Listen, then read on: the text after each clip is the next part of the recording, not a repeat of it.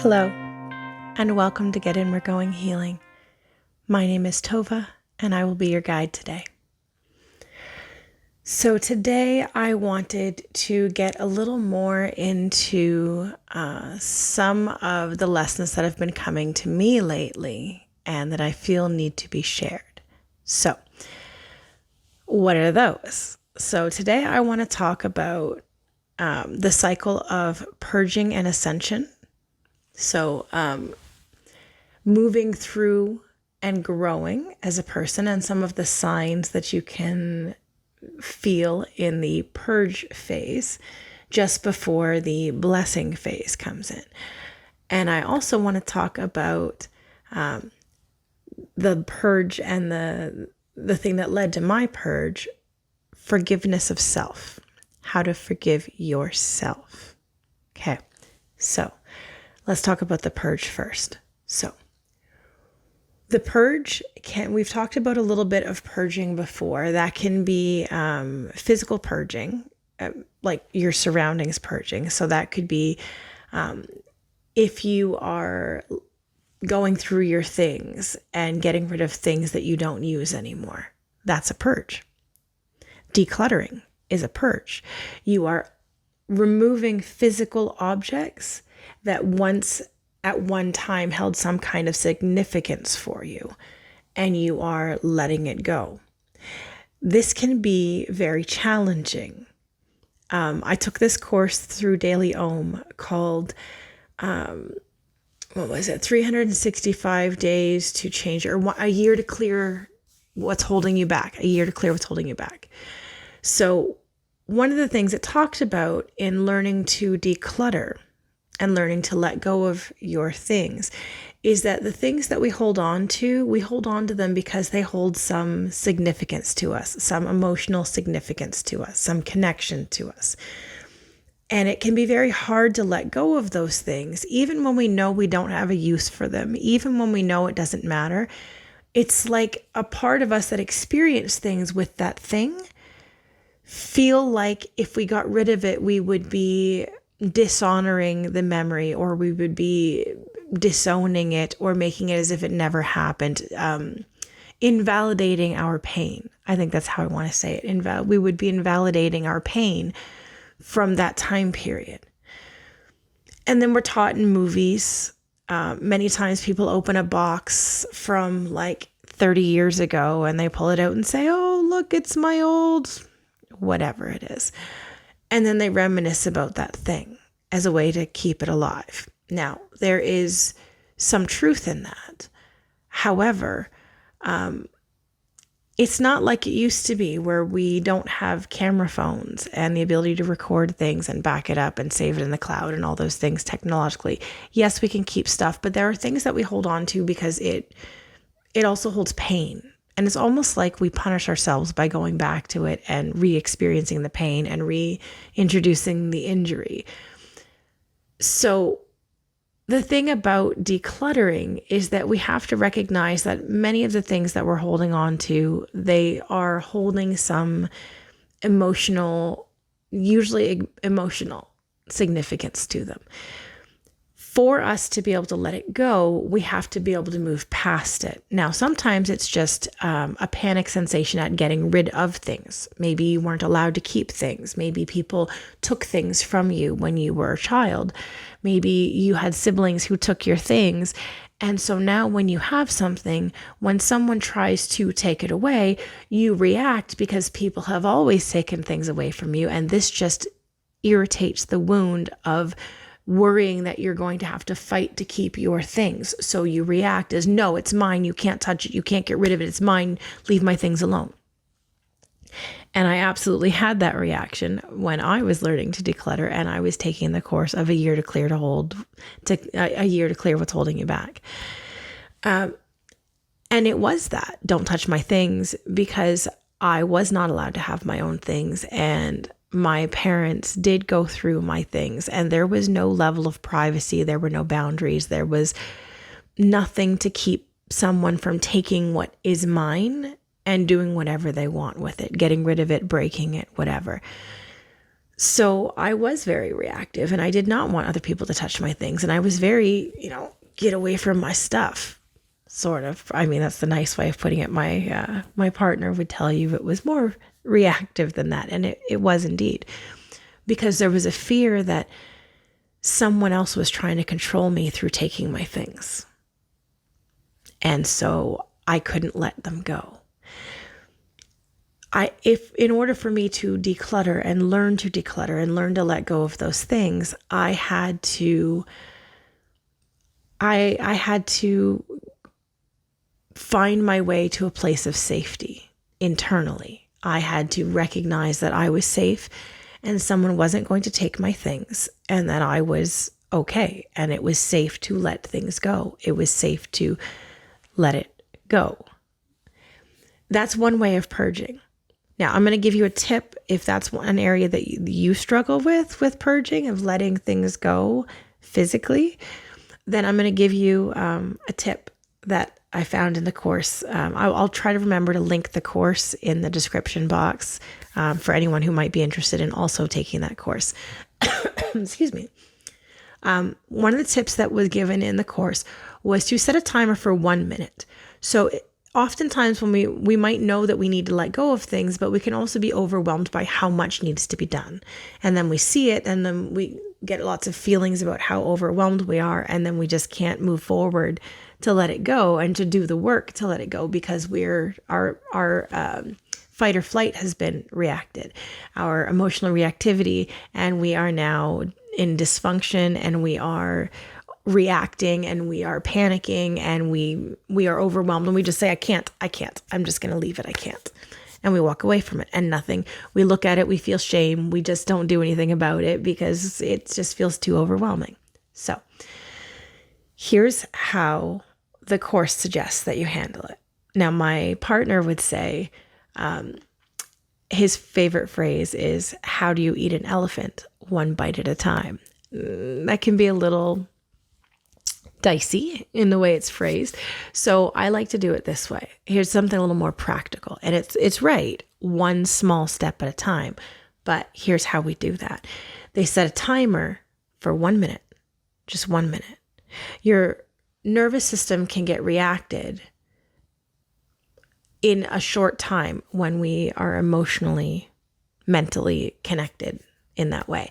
So if we set a timer and tell ourselves that we're just going to tackle one small thing, so pick a corner, pick a spot, pick a spot on the desk, pick a spot, one spot. Set a timer for 1 minute.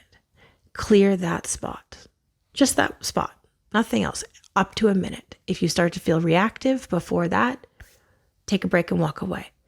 The point is that we begin to notice when our nervous system begins to get reactive, when we start to have a response, when our heart starts racing a little bit, our breathing starts getting a little more labored, our body starts to feel a little tight. We might feel like we want to be angry, or we might, bash some stuff around. We might start to get scared. We might want to run, that fight or flight mechanism. So if we go under a minute, then we can try to circumvent when that happens. And so we start at just a minute in one small spot. That's all. And as we begin to recognize when we get reactive and learn to move through our feelings and move through that reactivity, we begin to be able to add that time a little bit longer. Now it's 2 minutes you can do. Now it's 5 minutes you can do. Now it's 10 minutes you can do. And it's all slow, but it's gradually training your nervous system to let you do the thing without letting your nervous system get reacted. And that is what will push us away from it. So 1 minute, just 1 minute, and you can begin to clear the clutter that's around you. So that's a tip from the course. It was a very good course. Again, I'll try to link it if anyone's interested. But that's one way of purging, is clearing the physical clutter. Another way of purging is purging emotionally and mentally. So we can do that. I've talked about that with crying is a release. For me, I'm a crier. When my emotions get overwhelming, that's my release valve. That's my open it up and allow. That's your body's way of trying to bring you back to rest, digest, to rebalance you, to re-regulate you. So when you are in dysregulation and worked up in fight or flight, freeze or fawn, in those states, when our nervous system is reactive, crying is our body's way of releasing that pressure to allow us to come all the way back down into a more rest, digest, to a more regulated set. So for me, crying is often a way, but sometimes, and there's physical ways too. I'm actually teaching a class later this week. With that, I did one today, teaching at a local camp in my area, teaching children about breathing and how to feel the feeling in the body, how to notice it, that your heart is starting to race, that your body temperature is going up, maybe you're starting to sweat, those things to physically notice in your body that you're having dysregulation. I'm also teaching them physical ways in a couple of days on how to release that. And that's things like humming, singing, dancing, punching something. If you've got a punching bag, punch a pillow, punch a stuffy, scream into a pillow. Those things are all ways to just physically let it out. Now, when I'm talking purging, I'm talking something intense purging. So for me, again, that could be, I might have a panic attack come up. I don't get those very much anymore. They used to be a regular occurrence before I started doing my healing and working through them, and working through the underlying reason of why I was getting activated into fight or flight. And so I've done a lot of work to get through that and to learn better techniques. And so now I don't get panic attacks like I have before, but sometimes they do come up when there is an emotion that I have been feeling like I am heavily under, like it feels like a weight just pushing me down until I just feel so heavy emotionally and physically. I just feel so tired and heavy, and everything is just hard. As we're learning to work through our feelings, crying is one of the ways that my body learns to regulate. My body gets back into regulation. So when that happens for me, excuse me, that is one of the ways. But sometimes my body has bigger things, and I feel like these are deeper, more intense, stuck pain, wounds that have been there probably since my childhood. A lot of that is worthiness. A lot of that is value, personal value, self-esteem, self-worth. Those are all things that I have spent a lot of time working through. And I have episodes about that in, I believe, season 1, some of them in season 2. If that's something that you are struggling with yourself, you might want to check those out. But yeah, so as I'm doing that, the purge for me can also be much more physical, and it might be for you. So that might be things like headaches, migraines, are a way that your body is rebalancing energy and rebalancing what's going on inside. And then you might find everything that you eat comes back out either through this end or the other end, if you understand my drift. And those are when there's like no underlying health condition. There's no illness. You don't have the big C or the little c. You don't have anything like that. No underlying health conditions. Okay. This is just out of the blue that you would almost think is food poisoning because it just comes on so quickly and then it goes away so quickly. I have found those are ways that your body is also purging a lot of old stuff that you don't need anymore, old stuff that it needs to go, that's deep in your cellular level, stuff that's got to go, and it goes. And I found when that happens, those purges, I've started to pay attention to them. I've started to journal the days when the big tears come. That might be panic attacks, big emotions, big intense emotions. I've journaled where I feel numb, where I'm really not feeling anything. I feel like I'm just drudging through my day and I'm not really feeling any emotions intensely. I've journaled when rage has come up. I've journaled when these sadness come up and depression and anxiety, and I write all that stuff down. And then the physical purges as well. And what I have also noticed is after I go through those, big changes happen in my life. So it might be a problem that I've been emotionally working through in some way, an issue that I've been having, and it just suddenly resolves. Or I get an email with an offer to teach classes at a local summer camp. That was very unexpected, but in line with the direction of where my path is meant to take me and where I want to go, and it becomes a stepping stone. It's almost as if the universe just says, okay, good, you've let go of some baggage, so now here's where you're going now. And starts giving you the next thing meant to be on your path. And what I want to say about that is, when you do the purge, when you do the heal, when you do the release of whatever has been stuck in your heart or wherever, again, the thorns that Michael Singer talks about in his book, The Untethered Soul, the thorns, when we take the thorns out of our heart, there is going to be a gushing of blood when we pull it out, but we allow it to heal as we release all of that stuck emotions, stuck pain, stuck whatever. As we let that go, we will find that blessings follow in its path. Unexpected opportunities, unexpected openings just show up and magically appear. And it's the craziest thing, but there's a pattern if you begin to notice it, if you begin to watch it.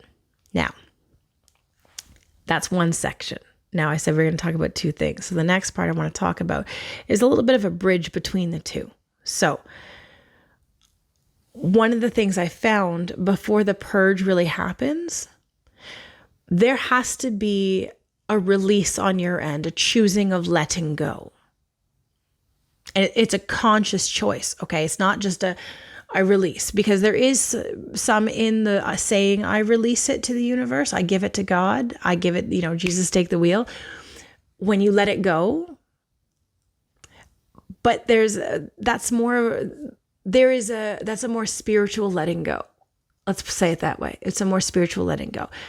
There's another more conscious letting go, where somebody hurt you. Let's hold that. Let's follow that train. Okay. Somebody hurts you and you have some big emotional feelings about it, and you don't say them. You don't speak them because one reason or another. I'm not even going to go into the reasons why. Just for one reason or another, you don't speak them. You don't say them. You don't tell them about the pain that you're holding. Okay. That pain continues to hold on to you. It continues to hurt you because there's a part of you, that hurt part, that person, that version of you, that day, that thing happened, that you is still holding the pain from that time that did not get heard or expressed. I know we talk about parts all the time, and I'm going to keep doing it because it's very important. So that part of you is holding on to that pain. That it doesn't even matter if it happened 2 days ago, 2 weeks ago, 2 months ago, 2 years ago, 20 years ago, doesn't matter.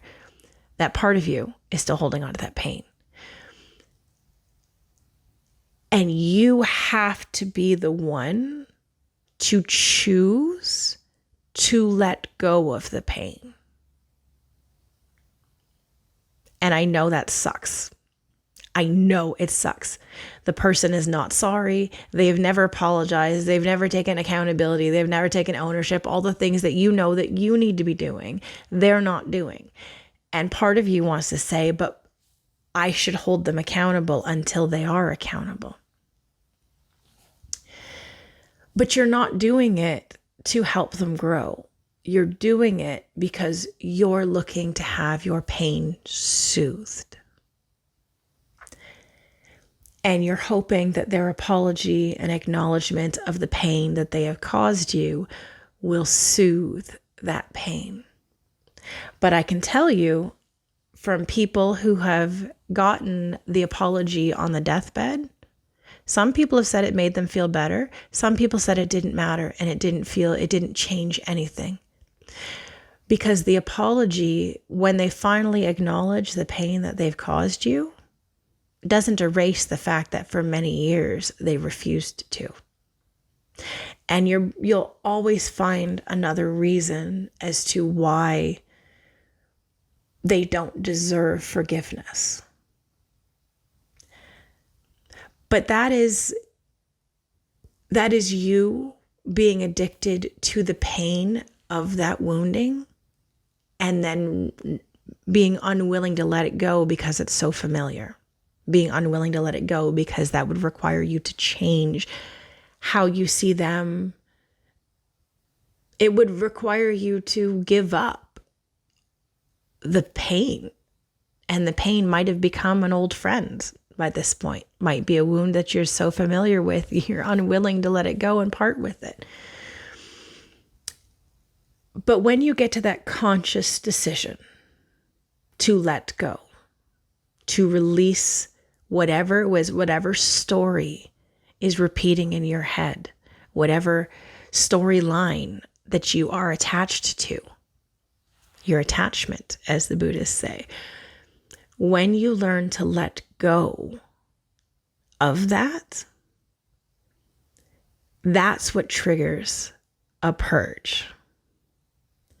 It is this decision of releasing, and then that once you say, I'm going to let it go, the purge is the energetic, emotional, actual letting go that happens once the conscious mind says, let go, and says, fine, I'm going to let go. Fine. You just get to the point of fine, and you let go. When you finally get to that, fine, let go, there is going to be a response as it breaks away from you, as that thing that you've chosen to let go breaks away from you, as it releases. There is going to be a release in you. Again, that's where, for me, tears are how it goes. It might be anger. It might be frustration. It might be vomiting in the other way. It might be adrenaline. It might be anxiety. It might be many different things that are all the nervous system being activated as this thing is released from the nervous system, as the stimulus is released. So, I hope that makes sense. I hope that made sense. So, we're going to move along to the bridge between it's the choosing to let go that triggers the purge. Now, for me, that choosing to let go came in the form of forgiveness. And I've already done forgiveness work, and I've talked about that. I've talked about ways to forgive. I've talked about ways that I've forgiven my parent. I've talked about ways that I've forgiven my partner. I've talked about lots of different ways of forgiveness. And as we've talked about as well on the healing journey, it all comes in a spiral. So anything that you've experienced, you will experience again, but you're going to experience it in a different way, for a different story, a different situation. So for every storyline that you are releasing, every wound that you are releasing, you're going to go through the same pattern for each and every one. So for me, that came in the form of self-forgiveness. And I thought I'd already come to a point of self-forgiveness, but deeper inside, I held a lot of shame and guilt for who I was during my unhealed phase, the pain that I caused to my partner. Because I knew how much pain I was in, and I was reacting from my place of pain, and I knew how much agony I was suffering, I was experiencing on the inside, and I was allowing it to color my outside. I was allowing it to turn my partner into my enemy, into my competition. And it was, oh yeah, you have it bad? Well, you should know about how bad I have it. Oh yeah, your day was hard? You should hear about how hard my day was. It was always trying to be the one who had a harder time, because motherhood was so challenging for me. And I felt that my pain wasn't seen. And so I pushed my pain harder to make it be seen. Not some of my finer moments. And as I've healed, I have looked back on, I've reflected on those times and who I was and the choices I made. And I understand that I made those choices from a place of pain. I understand I made those choices from a place of lack of understanding, lack of anything. I was in survival mode. I was just trying to get through the day and doing my best to get through the day with very little to work with.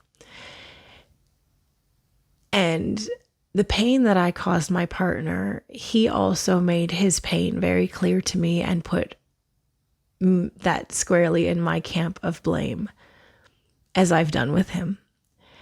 And what I've learned in my path is that there was never blame to be put in anyone's camp, that they were always lessons. They were always opportunities that I had to behave in a certain way, to set boundaries, to set limits, to respect myself, to honor my needs, to speak my needs. But none of those things I knew at the time.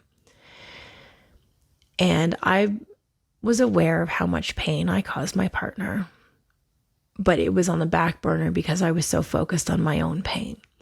And when I was able to heal through my own pain, the guilt and shame I felt at how I behaved and how I caused pain to someone that I loved was awful.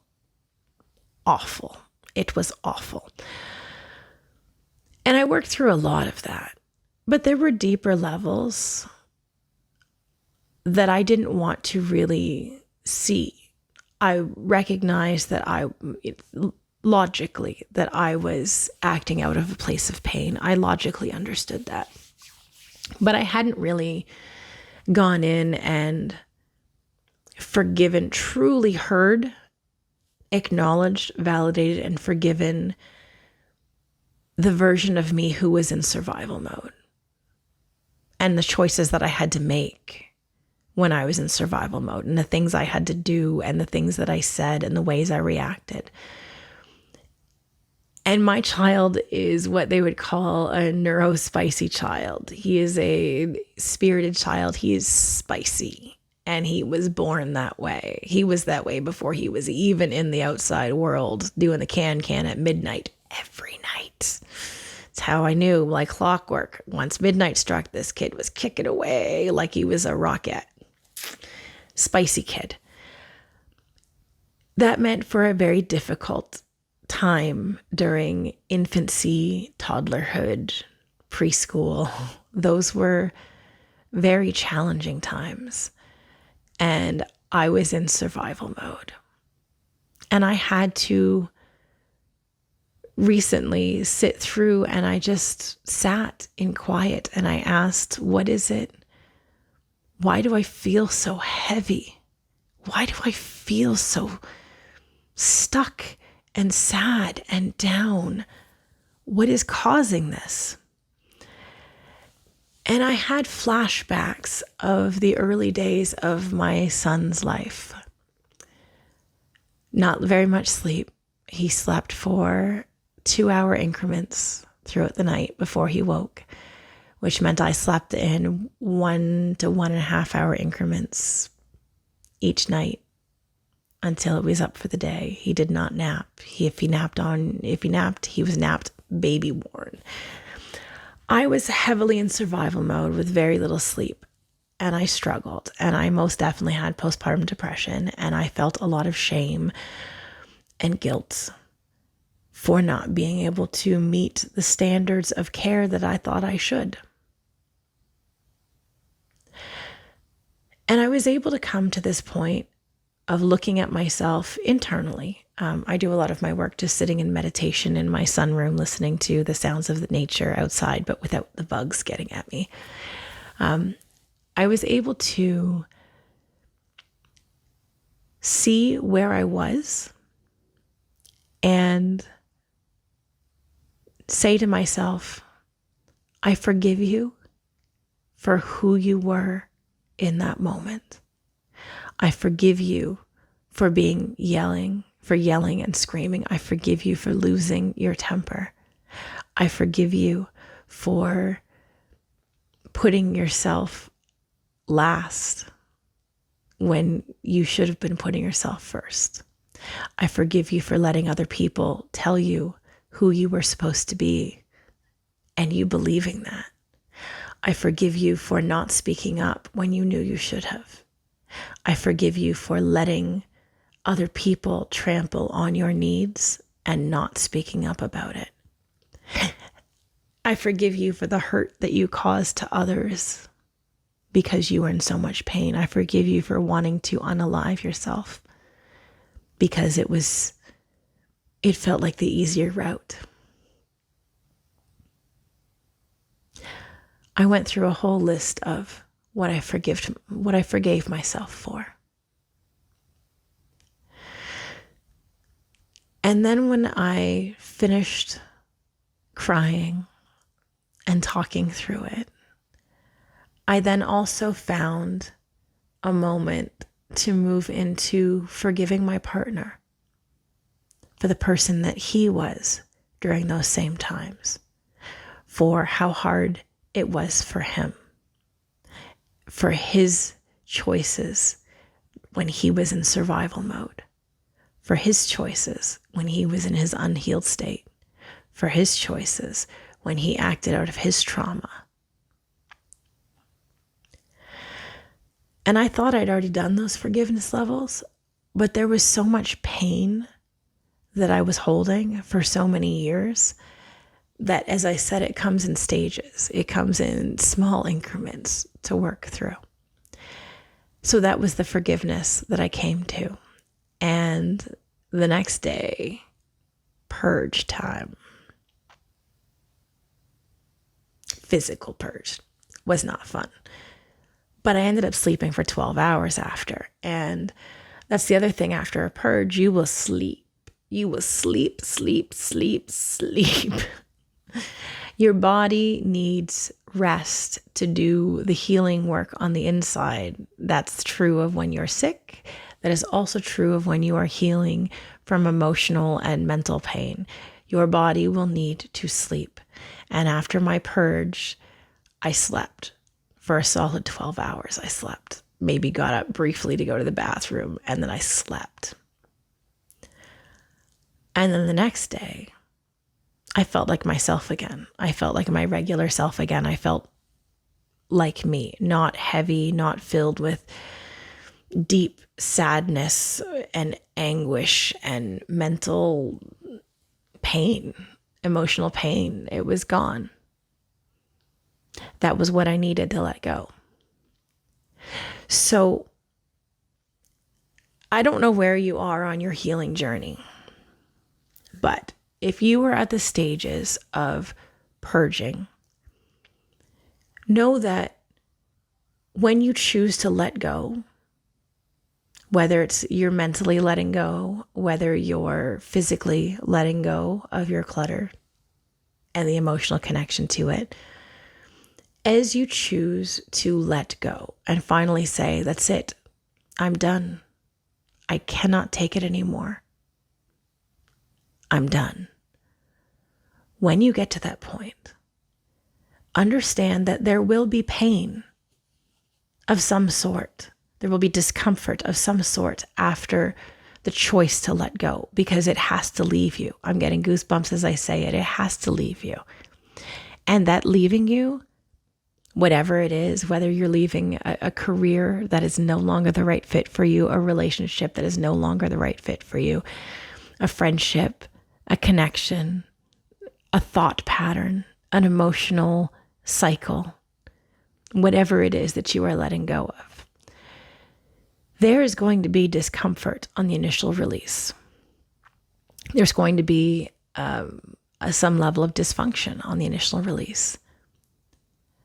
Whether that's a physical purge or whatever, there's going to be some degree of purge on the choice to release, because it has to go. But understand, as you work your way through that it's golden on the other side, Because once it's gone, once you release its hold on you, once you pull the thorn out of your heart, you can then properly heal. You can then move to the next level. You can then grow beyond. And when you do that, that's when you start to get your dreams coming true. But as I see in one of my favorite series, I just finished reading the recent book, the Kim Harrison series of Rachel Morgan, the Hollows series. One of the things that's talked about in that book a lot, there's a lot of magic use, and there's demons and witches and vampires and all that good stuff. And what it talks about is there's always a cost. Whether you're using magic, whether you're using anything, there's always a cost. The cost could be big. The cost could be small. But the same comes with releasing and letting go. Because as you let it go, the cost is the purge. And the reward, the benefit, the blessing is whatever comes after that. When you've made some space for the blessing to come, when you've made some space in your life, that's when new things show up, because there's somewhere for it to go.